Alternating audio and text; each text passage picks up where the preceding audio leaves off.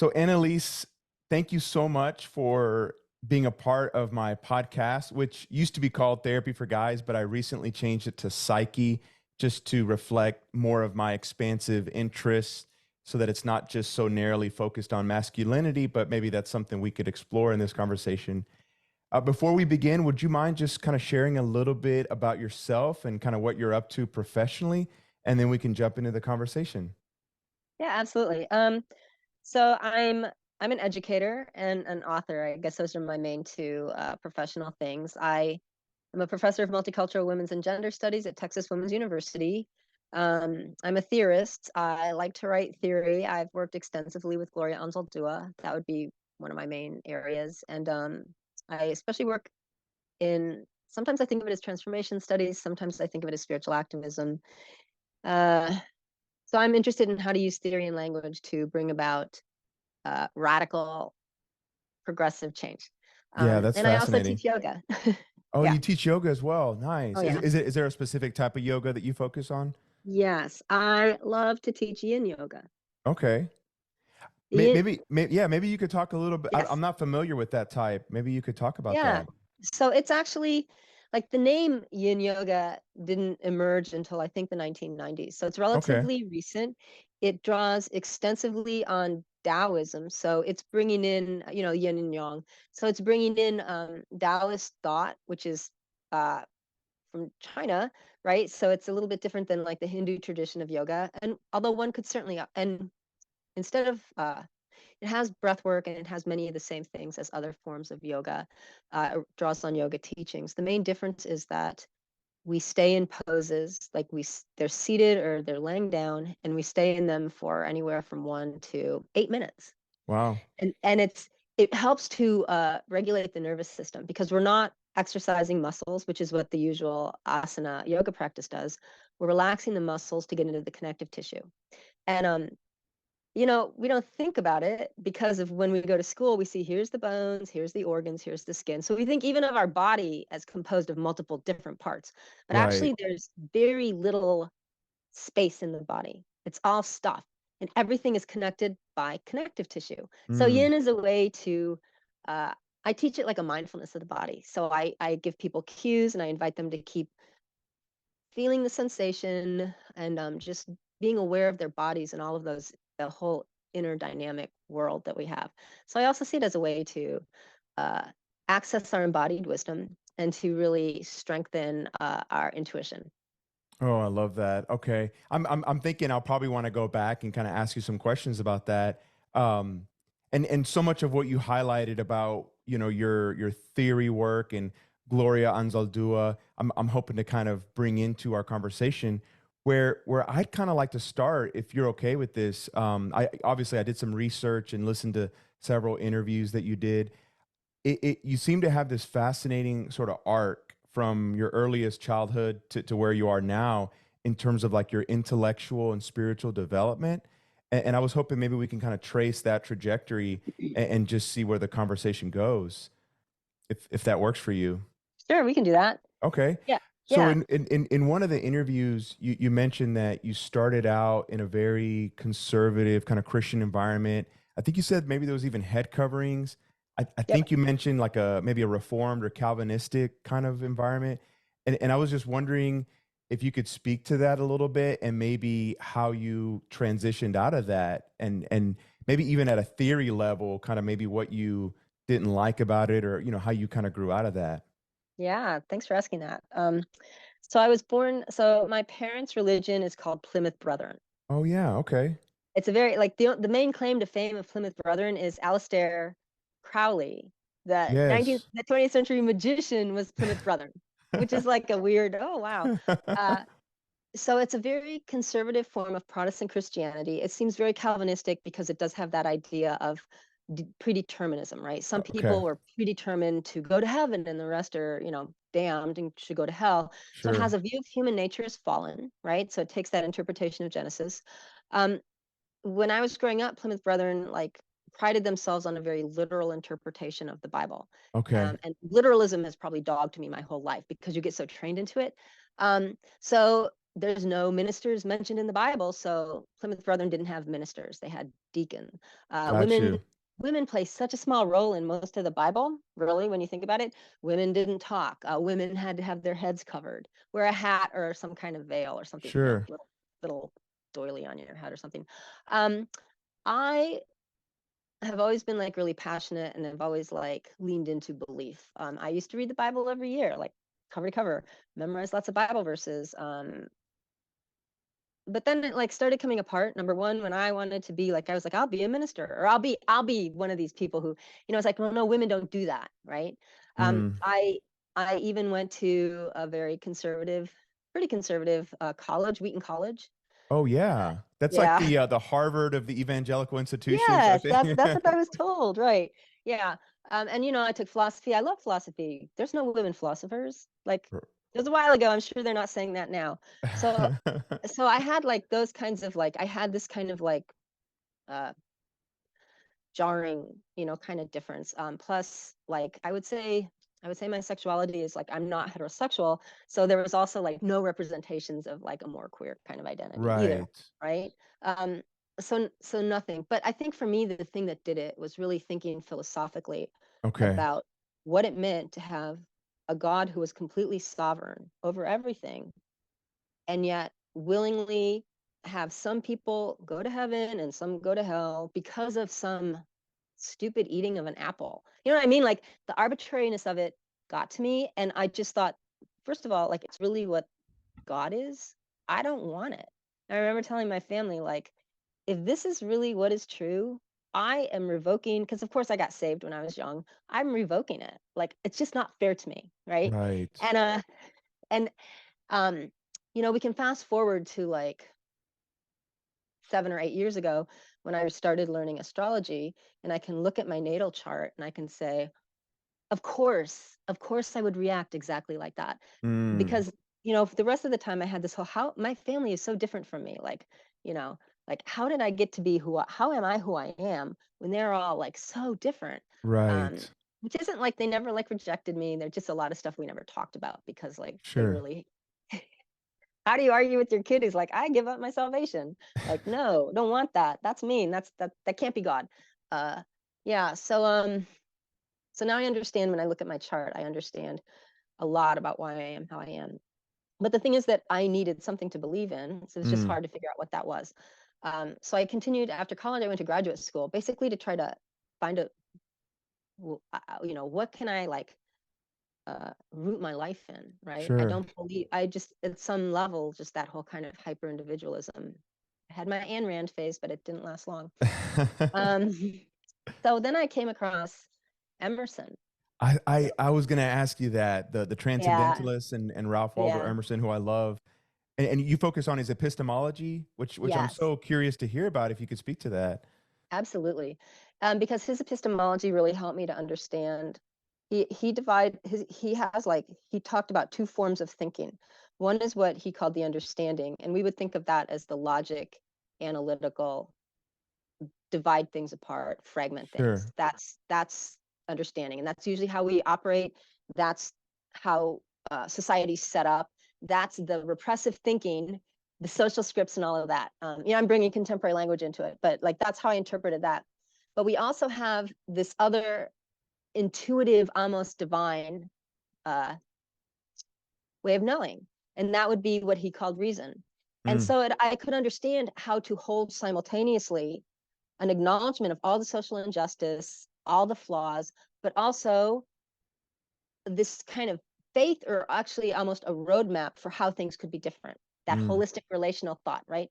Um, Sure. and so and so, like, in my training, and actually at that time, philosophy really focused on epistemology. What can we know? They didn't really go into the metaphysics of it, right? But underlying his theory is very much that whole kind of it's a kind of pluralistic monism, that Yeah. idea, like Plotinus, like the light, everything is the light, it just like changes as it comes down, or whatever you want to Sure. call the substance. So that gave me a way to uh, kind of move forward. And I looked at Emerson, his epistemology, I think my I can't remember, the dissertation was something like after beyond the fall or after the fall, Mm, because it seemed to me, so he was rewriting Christianity from his Unitarian perspective, but more importantly, he had a lot of tragedies in his life, right? mm, One of his brothers was cognitively impaired. His dad died when they were young. They were really poor. He lost his first wife really early on, and then his first child died at the age of 5. So he had all these really huge, and he lost his eyesight for a while. So he had yeah. all this stuff when he was going to do the ministry, he just happened to go blind, which is hilarious, right? Like his body saying no. Anyways, Right. so he could have all these tragedies and not deny them. In our terms, we'd say he didn't spiritually bypass them, but Right. he forged a kind of worldview on top of those experiences, right? Mm. And so that kind of gave me hope that it would be possible to do that. Yeah, So, and then wow. So in some ways, do you feel like he was almost giving you permission to do that own work on your own, or to kind of carry on your own project? he gave me I mean, like looking back, I could say yes, but I think at the time he gave me a credible metaphysics and epistemology Got you. to move forward on. But then right at the end of that, right at the end of my doctoral work, I was in, of all places, a metaphysical bookstore, and I came across a used copy of This Bridge Called My Back, which was actually my introduction to feminism. Okay. Perfect, yeah. In the last section of Beautiful. this bridge, yeah, there's the piece by Anzaldúa, and I was like so captivated with her approach to difference, right? And with her, at the end of the last section of This Bridge Called My Back, there's this call for basically what we could say a politics of spirit. That idea that Okay. we can look within ourselves and recover other forms of spirituality and use them and move forward. So that led me into researching her and Paula Gunn Allen and Audre Lorde, and looking specifically at their use of indigenous and other, non-Western myth to kind of create uh, a very sacred worldviews. So again, I think I spent most of my career kind of hiding behind like whoever I'm studying, yeah, and kind of pulling that forward. So I'm not sure if that answered your question. Oh yeah, no, no, no. There's so many threads. I guess if you don't mind, on this part of your journey, would you mind going back and maybe offering a bit of an introduction to Gloria Anzaldúa? I think there's going to be listeners who know who she is. They've read her work. Some that will probably be exposed to her for the first time, in this episode. And so I was hoping you could maybe talk about her a little bit and some of her ideas, since you're one of the experts. Absolutely. So Gloria Anzaldúa is especially known for 2 or 3 books. So the first which I mentioned is This Bridge Called My Back: Writings by Radical Women of Color. That was published in 1981. Anzaldúa is a Chicana. She identified at the time as a Chicana lesbian feminist, and she and Cherie Moraga, who was her co-editor, were really tired of being in so many feminist spaces that were entirely white, Mm, entirely middle class, and way too heterosexual. And they were tired of uh, people making the assumption that feminists are only white, right? So one of the important things this book does is it brings together women of color feminists, African American, Cuban, Native American, Asian American. So it brings together a lot of different women of color who all, in various ways, identify as feminist, and they're kind of talking back. First, they're talking back, saying we're feminists too, and your feminism is being too narrow. But then they start doing their own theorizing and talking about internalized racism or some of mm, those really complex things. So, and they do it in regular prose essays, but in letters and in poems. So they do it in all these genres. So that book is super important. It's really unfortunate that it's still so timely. It's mm. still, you can teach it in a college classroom and students forget that that's 1981. Oh It's wow. way too, yeah, it's way too relevant still when you think about all the division. They also really brought forward the term women of color to describe women of color. And Anzaldúa told me that at that time, the discussion was so binary, black, white, black, white, black, white, that they Mm, really wanted to kind of also open that up. So that gave her a little bit of fame and attention. And she also saw herself very much as a poet. So she wrote She started with a book of poetry called Borderlands, and Mm, eventually that was turned into, yeah, I had started, isn't that like interesting? it's And very it turned into interesting. this book that's half prose and half poetry.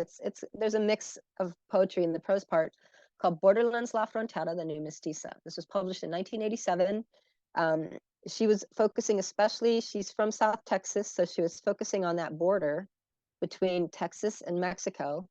But she was also focusing on what it means to live in between multiple worlds and not really fit anywhere, whether it's because Mm, of your language or your height or your skin color or your ethnic background or your race. So all these different things.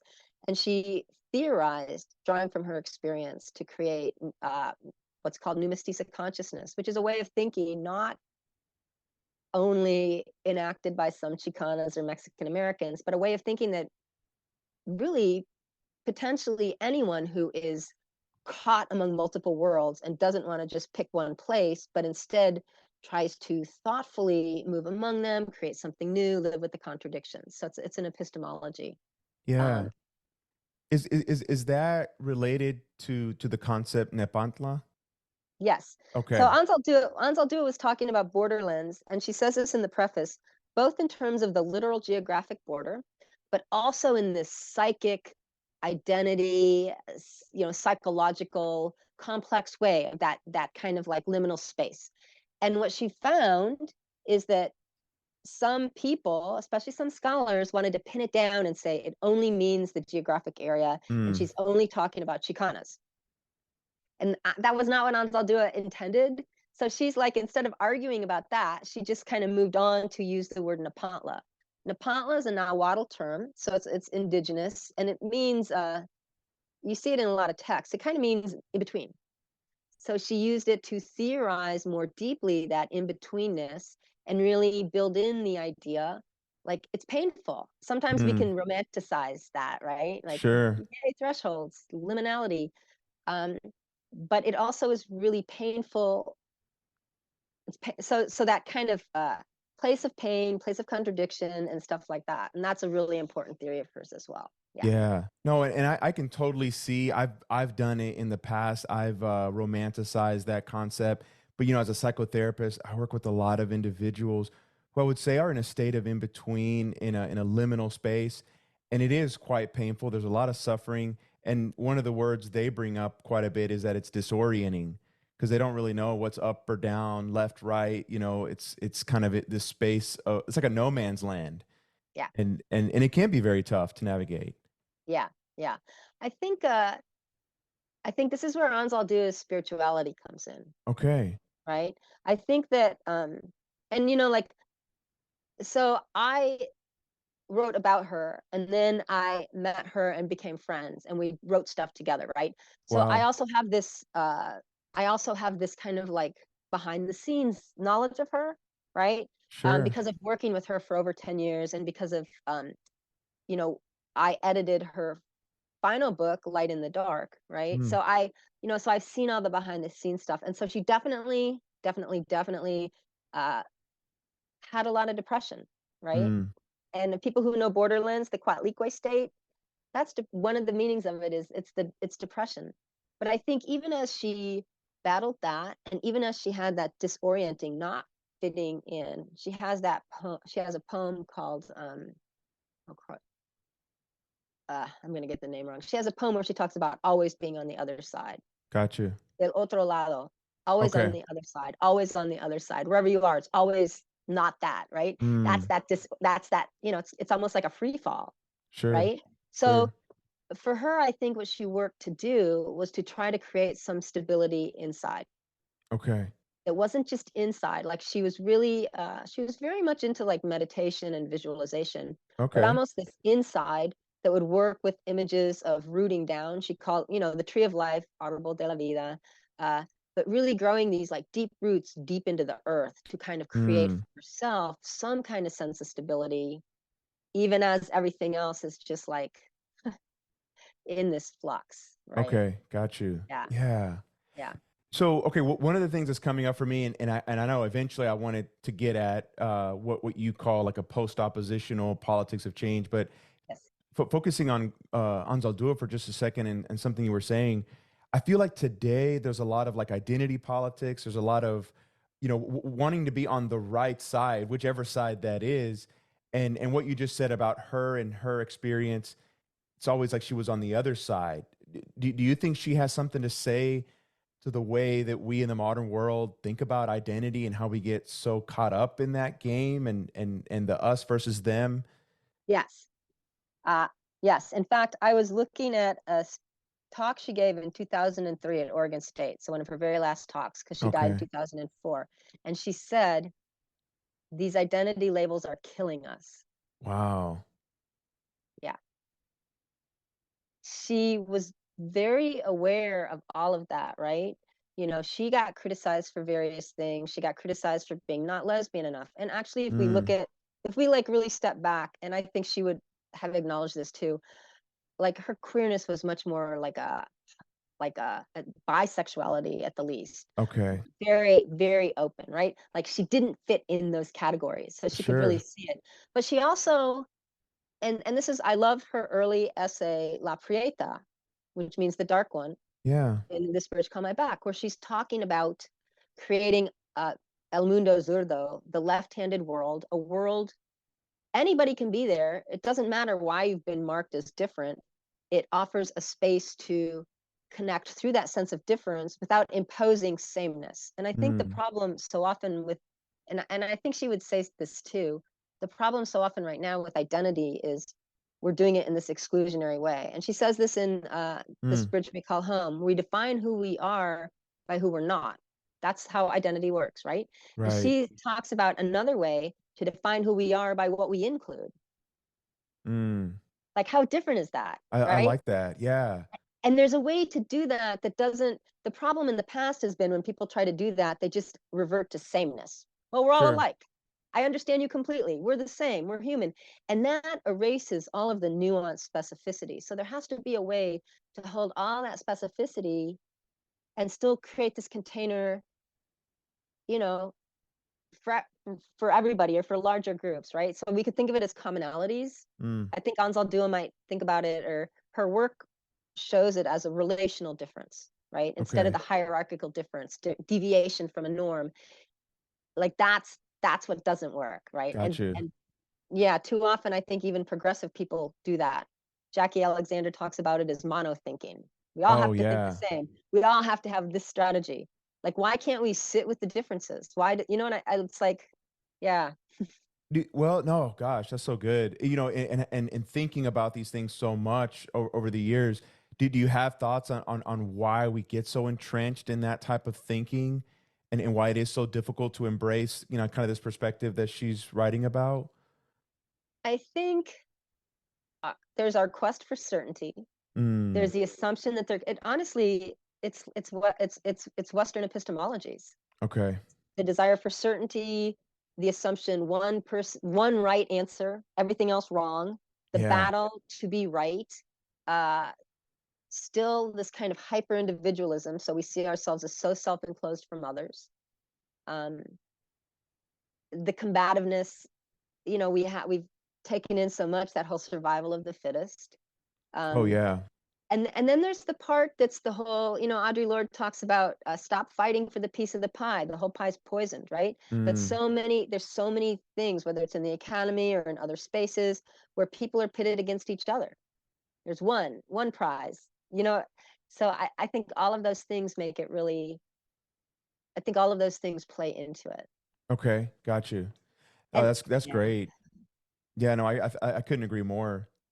Now, in terms of Gloria Anzaldúa, did she have any reflections on Christianity? And I'm just curious if she played a role in, your own relationship to that tradition, having come from that. Does she reflect on that at all? She if you she gave a lot of interviews. So I edited a book of her interviews, interviews entrevistas, and in some of the early interviews, she's incredibly anti-Christianity. Okay. She's like, in fact, one of the things I love about Anzaldúa is generally she's never, oh, that's completely terrible. Like she's never like rejecting everything, right? She always sorts through it and sees from other sides. But some of her early interviews from like the late 70s and early 80s, she's just like, that's bullshit. I mean, she doesn't say bullshit, but it's that, she's very dismissive of it.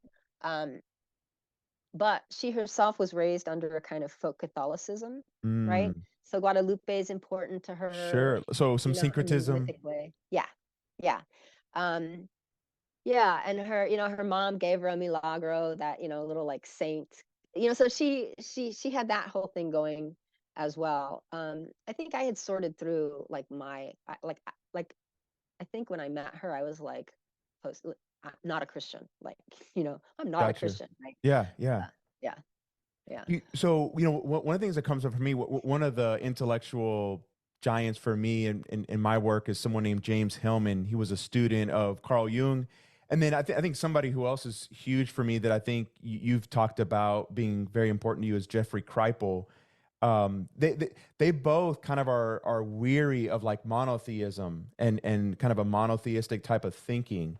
And I'm wondering if you have any thoughts on that. Not that I want to sit here and just completely shit on Christianity or monotheism, because I don't want to scapegoat or create like this Mhm. oppositional thing, but I do see it being quite problematic. And I'm just curious if you have any thoughts on that, given that that was kind of your upbringing as well in some Oh ways. yeah, I have lots of thoughts on that. Okay, Let me, like, please side go. note. Yeah, side note. Anzaldúa loved James Hillman. Really? Oh my gosh, yeah, she kept telling me to read Revisioning Oh, revisioning psychology, which was like his magnum opus in some ways. Yeah. and the Underworld book, Oh, yeah. Oh, wow. Okay. which I'm finally Has reading, which is really sad. has Like, has anyone ever kind of written about there's their one connection? article. Oh, Yeah, wow. it's Okay. so it's really it's yeah, I think she got a real sense of affirmation from him, Oh, you know, wow. really, like, in terms of like in the imaginal, I think that really spoke to her as well. Okay. Yeah, Okay. Oh, that's yeah, so cool. Thank you for pointing that out. Now I want to like do a rabbit hole trail on figuring that out. yeah. Um, okay, so there's a German theologian called Jan Osman, and he has a whole book where he's critiquing monotheism, and Okay. I'm gonna he have to check that out. Thank you. No, I haven't yeah, heard of that. yeah, because he really articulated like my felt sense of the problem with it. I really Okay. think I'm not saying like, oh, polytheism is great, but I really do think if you get one God, if that is a very singular God, the way it's so often presented, especially in Protestant Christianity, Yes. I do think it plays a real role in people assuming there's one way to be right, there's one way to be, there's one way to be human, there's, you know, and then and then if this God is hierarchical, well, then here we go. Our society should be like that. And then you Yes. bring in these arbitrary things. I mean, even the God of the Old Testament, like, come, you know, like Merlin Stone's book, When God Was a Woman, was really influential to me. Have you heard of that book? I haven't. Maybe you could It's really talk great. about it. Yeah. Oh, and in fact, Anzaldúa knew Merlin Stone, right? And that book was important to her too. Merlin Stone, she looks at archaeological sites that are mentioned in the Old Testament, and she Okay. talks about over and over and over again these earlier cultures were much more, not her term, gynocentric. Okay. They had, like, you know, the serpent was a female god, the tree represented a female god, uh, Sure. apple female. So all of these really important religious symbols for other cultures get taken over, Mm, turned into evil, right? Um, yeah, so that was really helpful when I read that. I was like, no wonder that Old Testament God is so awful, mm. you know. Yeah, no, and so Yeah. I'm glad you reflected on the monotheism too, because I couldn't agree more. I sometimes don't know what the alternative is, but I am drawn to kind of a polytheistic understanding, even though I don't even know what I actually think about polytheism. But it just seems like a more of a fun metaphor to think about difference and multiplicity. Yeah. I think what I've landed at for myself is just Sure, thinking of the whole world as ensouled. Like I like everything that. having Like spirit, a anima every mundi. yes, everything, right? And really there's a whole Western tradition for that as well. I mean, sometimes it can be easy to be like, well, this is what indigenous people think, and it really makes a lot of sense. And we all were indigenous at some point. Sure. But also we can even look at even just going back to the Renaissance, like even they had much more ensouled views of things. So Western tradition had it too. Sure, But that kind of participatory, relational, everything is a certain kind of alive. Like sure. that to me makes a lot of sense. And maybe there's multiple gods. I don't know. Along with a Right. lot of intellectual humility for humans. I think, like, I don't Yes. know. Yes. So, okay. So one of my personal struggles is, and my wife makes funny because depending on the day, I wake up and I say that I'm kind of a spiritual person, open to everything. Other days I wake up and I'm very skeptical and maybe more atheistic. How, how have you kind of balanced kind of that critical, seeing through some of the bullshit in spirituality and religion, but then also seeing some of the value and being open to it and realizing that it can be this tremendous force? Yeah, I'm like no good with any kind of organized religion, or Okay, honestly, I'm not either. probably, yeah, or even probably like there's probably like organized spirituality I would be no good at too. Yeah, Um, they would kick me out pretty soon. yeah, tell me something, just tell me what to do, and I'll be like, I'm gone. I don't know. It's like Exactly, me it's too. not. I'm not proud of that. Um, I think like at a deep, like, it sounds really weird to say it, but like at some level, I couldn't prove it. I just know. I know everything's Mm, alive. I know everything is imbued with spirit. I know humans aren't the only ones who are sentient. I know these things. I can't prove it. And I don't even know what proof would look like. But yeah, sure, sure. and I understand. And see, that's where we could go all the way back to Emerson. Yeah, I was And hoping that's you would where make it's that so, connection. yeah. And that's what's so useful. Like, because we can perceive everything as dead. Like, that's a whole nother way of looking at it. Sure, Right.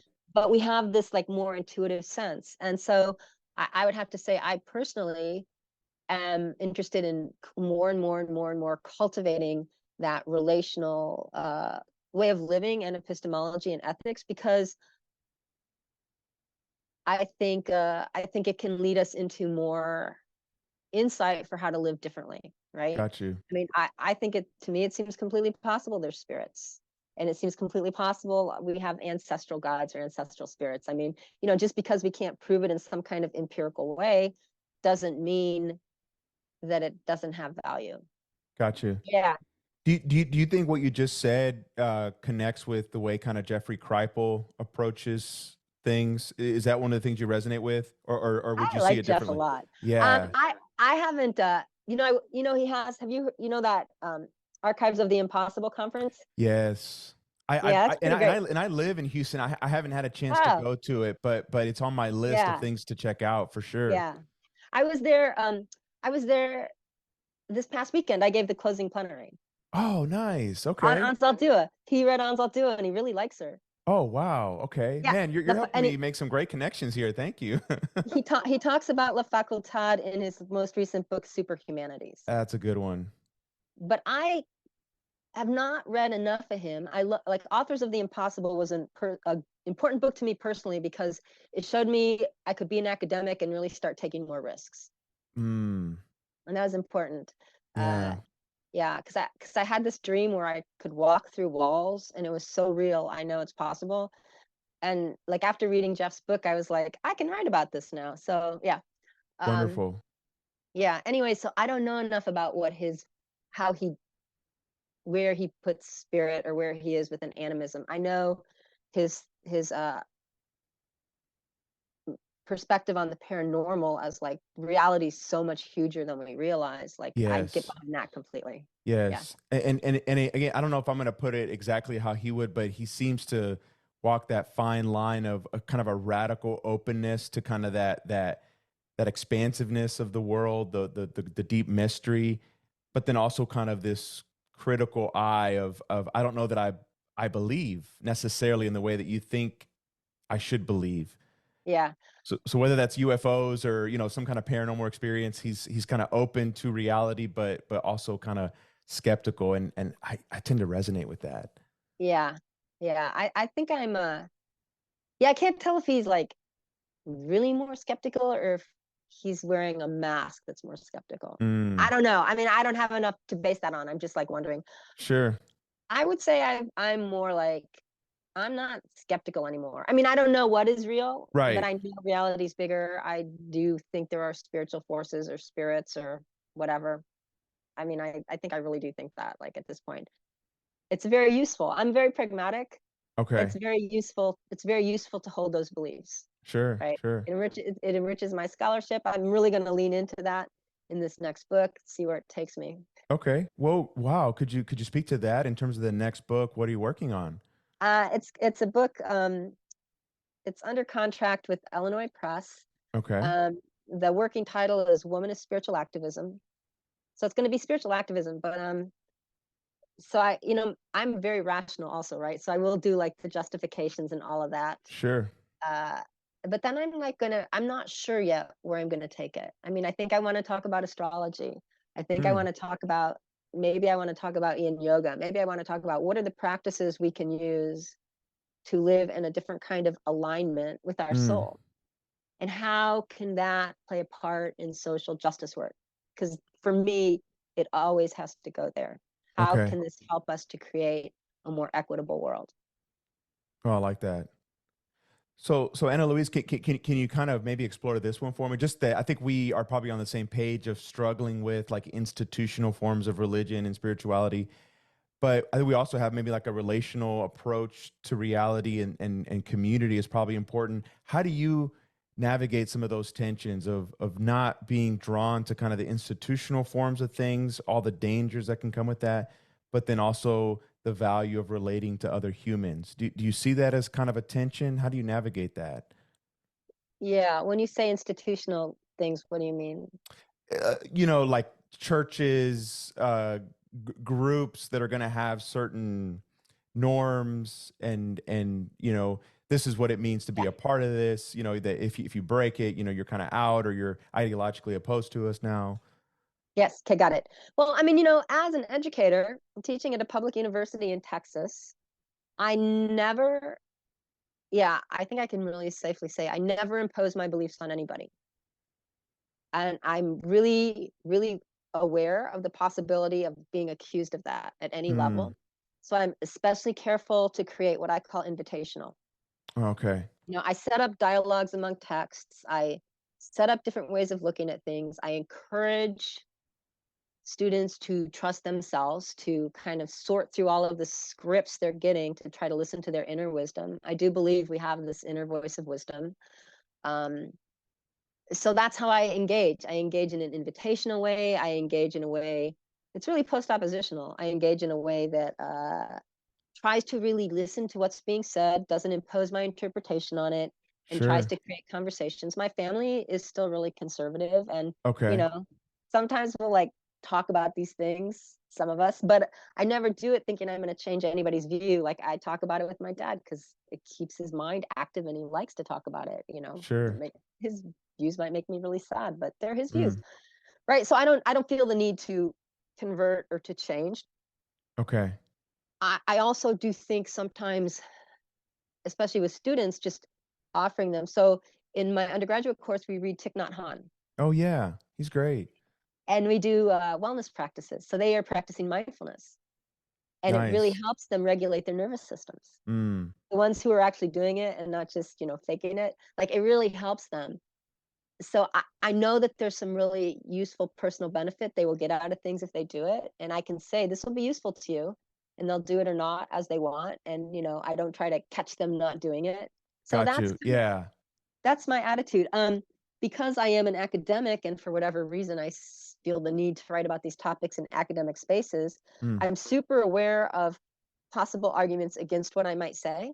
okay. And I try to really anticipate them, not by saying, and here's why I'm right, but things like Sure. some people might argue X, and that could be, but here's what I think, right? Mm, So, but I try really hard not to take on people head on. Like I read the first review of my most recent book, and that was kind of a criticism that I didn't more overtly address okay.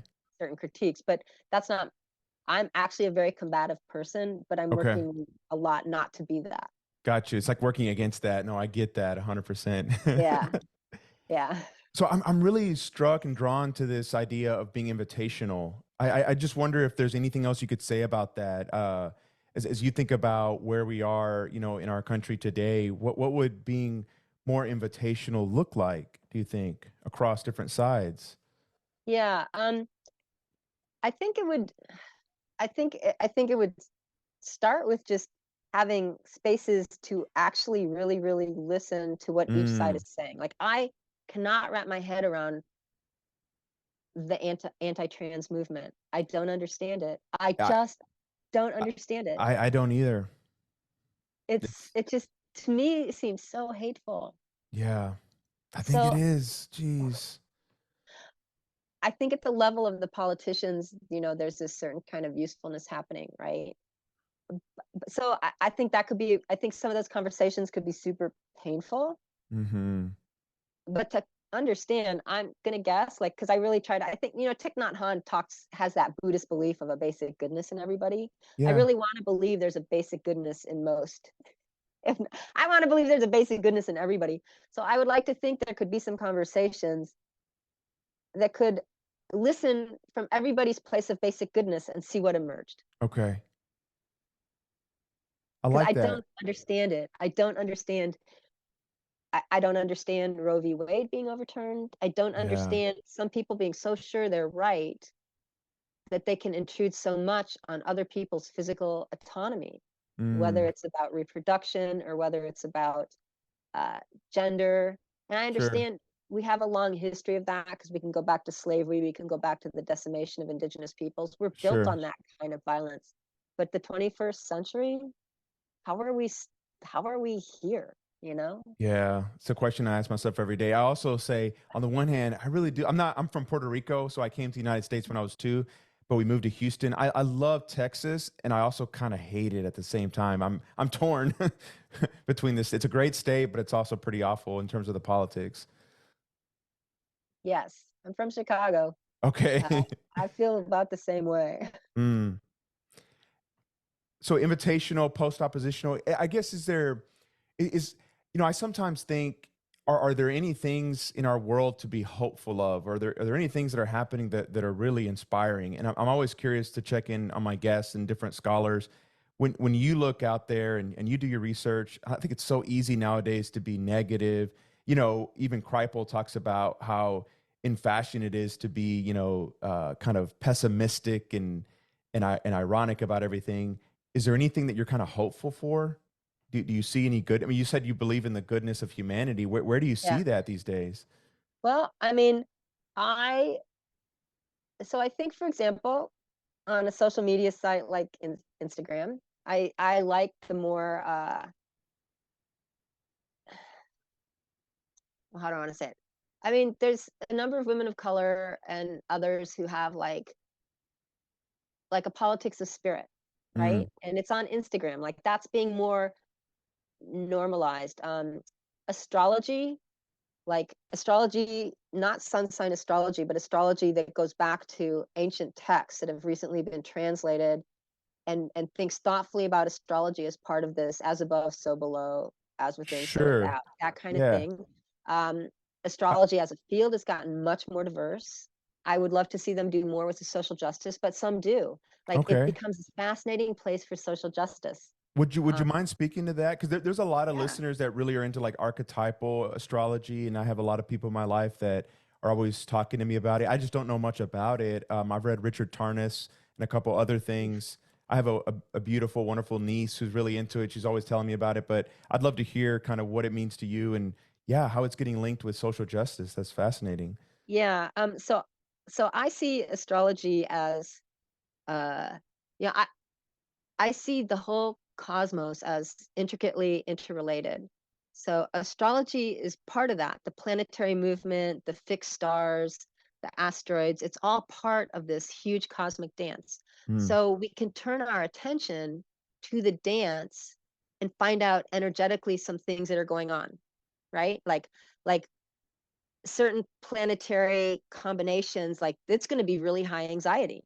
mm. So like what I do, part of what I do with that is I use that information when I design my yin classes. Okay. So Oh, I'll have a nice. sequence that speaks to a lot of anxiety, or there's like if Mars might be like super active and Mars is connected with the sense of selfhood and pushing forward and war and fierceness and it's really energizing, but it also can be really combative. So then I might do pick a sequence that's super calming, assuming that some people who come in that would be useful. So that's like a really small way.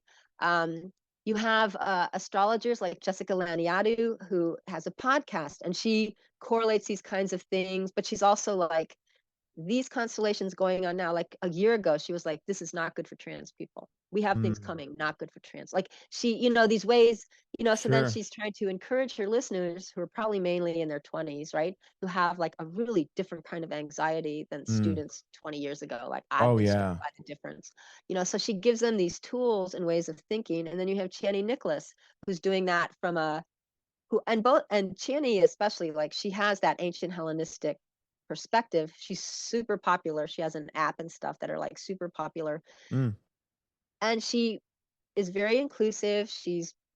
You have the underlying like real social justice critiques. She herself is, completely out lesbian, talks a lot about her wife. So really normalizing things. sure. Um, but also very positive.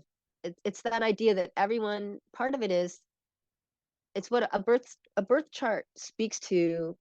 Welcome to the world. You belong here. Here's some things you can do. Here's some things about what you're like, what you might want to do. Not determining, but just like you might lean into this. You might think about that. So it's this way of like, I see it, and astrology is like ways to help us belong. Mm. Yeah, Yeah. no, that's really good. So, okay, Anna Luis, I think I've come to the end of maybe some of the questions I had. It's been wonderful to really connect with you and to make some connections, even with Anzaldúa and James Hillman. I'm really gonna kind of do a deep dive and try to figure that out some more. Is there anything else about you or your scholarship that you'd want to just kind of throw out there?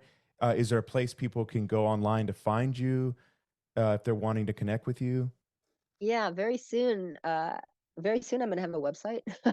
Nice. Oh, I can't wait Yeah, to I, check w- I that will out. send you that. I will send you that URL. Okay, Uh, thank you. but yeah, it's getting. I don't remember it. I think it's like my name. I Okay, think it's just my whole name, but I don't remember sure. it. Yeah. I teach yoga 3 times a week. All my classes are both in person and virtual. If Oh, anybody ever okay. wants to try in class, they can do that. My most recent book, the Anzaldúa Theory Handbook. It's yeah, it's on Anzaldúa, but it also is a lot of like kind of my philosophy. Your philosophy coming out as well. Okay. Okay, Yeah. great. Yeah. Yeah. Well, so one of the things that I do just to kind of end the conversation is to have the guest that's with me kind of just end with the line of the podcast, which is just saying continue the conversation as a way to kind of carry on the spirit of dialogue and coming together and talking about ideas. So would you mind just saying that, continue the conversation? I'm happy to Thank you. continue the conversation. Awesome. Thank you so much. Yeah, great conversation. Thank you.